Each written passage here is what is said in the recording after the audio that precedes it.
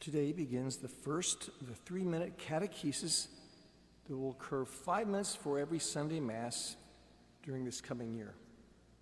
Today's topic is the Eucharist as the source of the Christian life. In one of the Second Vatican Council documents called Lumen Gentium, which is translated to mean the light of the nations, it says that taking part in the Eucharistic sacrifice, which is the source and summit of the whole Christian life, they offer the divine victim to God and offer themselves along with it.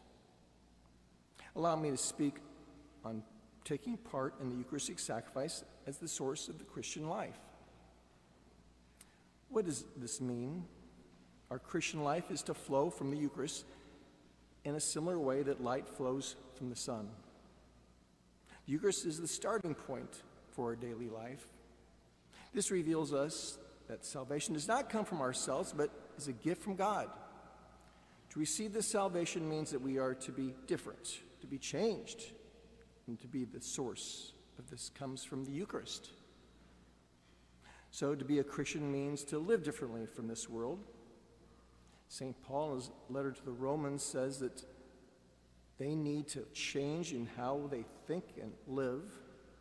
He says, do not be conformed to this world, but be transformed by the renewal of your mind, that you may prove what is the will of God, what is good, acceptable, and perfect. He shows the link between true spiritual worship and a new way of thinking and living. We receive that new way of thinking from our encounter with Christ, from the Word of God and at Mass. What we receive at Mass teaches to live differently in this world, and so changes our way of thinking. And then, because we think differently, we live differently. We live as Christians. The Christian life is expressed in fulfilling God's commandment to love God and love neighbor, and this love finds its source in the Blessed Sacrament, which is called the Sacrament of Love. Through the Eucharist, we enter into a deeper participation in the life of the triune God. This deepened love for God leads us to a greater love of our neighbor, because whoever loves God must also love his brother.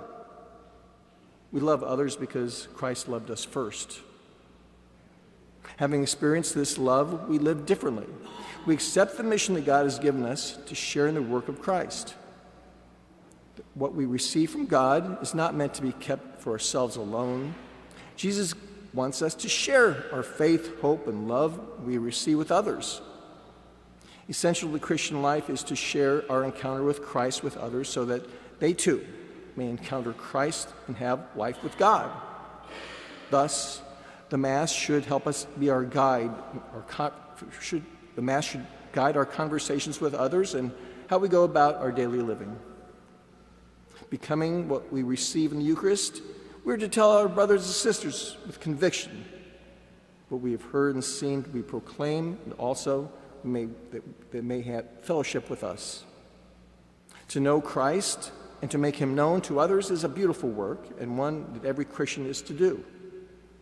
The source of our ability to do this, living as Christians, is from the Eucharist.